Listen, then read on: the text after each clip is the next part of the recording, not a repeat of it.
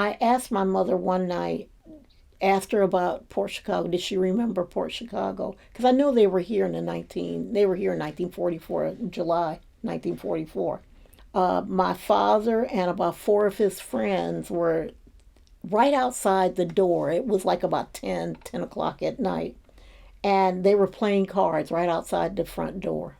And all of a sudden, maybe around 10:15, there was a huge explosion. My mother said she said the sky lit up.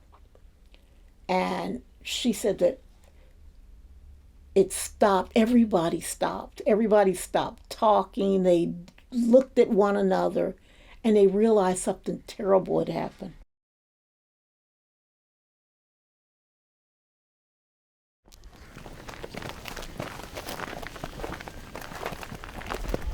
Thurgood Marshall Regional Park, home of the Port Chicago 50, is named in recognition of the deadly Port Chicago explosion, which occurred on July 17th, 1944, and killed 320 enlisted men, mostly African American, and injured 390 more. The park name honors the 50 servicemen who protested the discriminatory policies of the segregated Navy, including the unsafe and unjust working conditions, and former Supreme Court Justice Thurgood Marshall, whose advocacy and high-profile appeal on their behalf as an attorney for the NAACP led to the desegregation of the U.S. military. Thurgood Marshall Regional Park, home of the Port Chicago 50, which is a long but important name, is and will be a space to share important stories of social justice, civil rights, a place for healing, and a place that has shaped history. In 1944, Port Chicago was a segregated naval facility, where black sailors loaded munition ships with explosives to be used in the war. Unlike their white colleagues, black sailors were restricted from becoming officers or serving on ships, leaving many doing hard labor in the U.S. with less pay and under more hazardous conditions than would be allowed for civilian stevedores.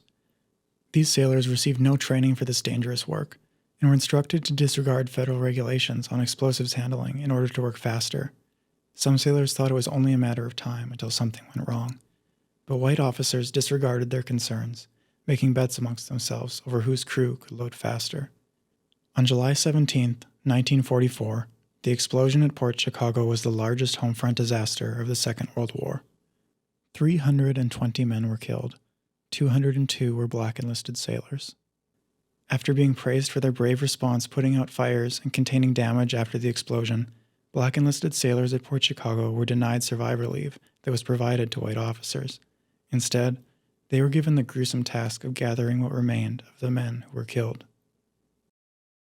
African American military, they were mostly kept here in the United States so they could do work. They could load munition ships. My father loaded munition ships here at Mare Island, and the Port Chicago sailors loaded munition ships over at Port Chicago.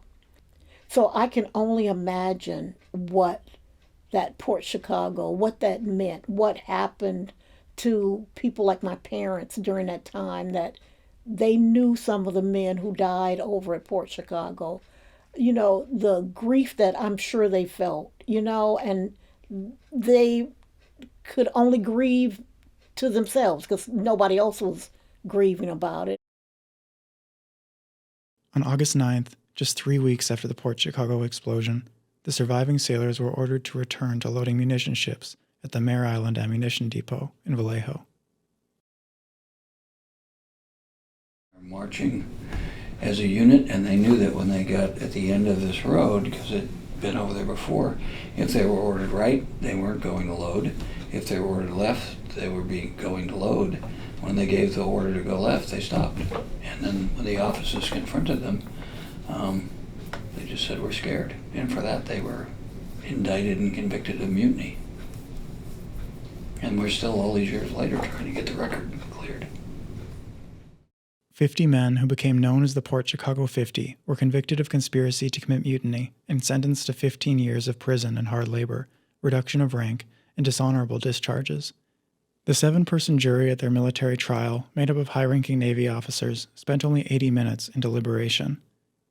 Advocacy from Thurgood Marshall and Walter White of the NAACP, Eleanor Roosevelt, and black newspapers across the nation brought enough attention to the injustices mounted against the Port Chicago 50 that most of the men were released after 16 months and returned to duty. In February 1946, the Navy became the first military branch to end segregation, but the Port Chicago 50 remained officially labeled as dishonorable. Today, people like Vallejo historian Sharon McGriff Payne are working to memorialize these men and show how their sacrifices contributed to the civil rights movement. We were able to put the plaque, a little small bench, and just at least mark the area where the work stoppage occurred. You know, my connection is because of my connection to my parents, who were, of course, connected to the issue. After I'm gone, there will probably be, except for people reading it in books, there will probably be really not that much awareness here, you know. So my prayer is that people will continue to utilize this as if not even a cautionary tale, or as also just as Vallejo history. The Vallejo Port Chicago 50 Memorial is one of several efforts to remember and honor the Port Chicago 50, along with the Thurgood Marshall Regional Park, home of the Port Chicago 50, and the Port Chicago Naval Magazine National Memorial, where there is an annual commemoration event on the anniversary of the Port Chicago explosion. With the 80th anniversary of the Port Chicago explosion just months away, there is a growing movement to exonerate the Port Chicago 50.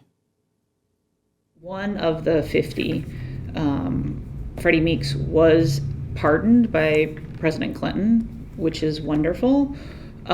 Our position for Freddie Meeks and for the rest of them, and I think the position that they took and why they were not all pardoned, is that pardoning is saying that forgiveness for something that you've done wrong, that none of these sailors did anything wrong. They were not guilty of mutiny. They don't need to be pardoned. They need to be exonerated. I think there's still a lot of people who say they didn't follow an order, so they should have been court-martialed and convicted, and we shouldn't change that. People who say that usually don't know what the record is. They just jump to the conclusion that, the justice system, if they did it, it must have been fair.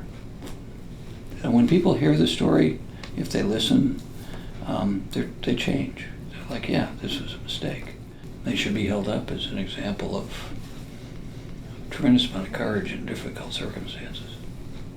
And also helping the country realize in Californians that racism was present here. It wasn't just in the Jim Crow South. It was a national problem. From what I've heard, that a number of the families of a lot of the men may not even know that their dads are even involved. And I also have feelings, I have such mixed feelings that they're gone.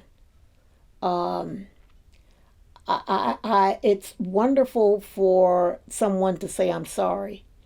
But, it would have been so much better had that apology come while they were alive.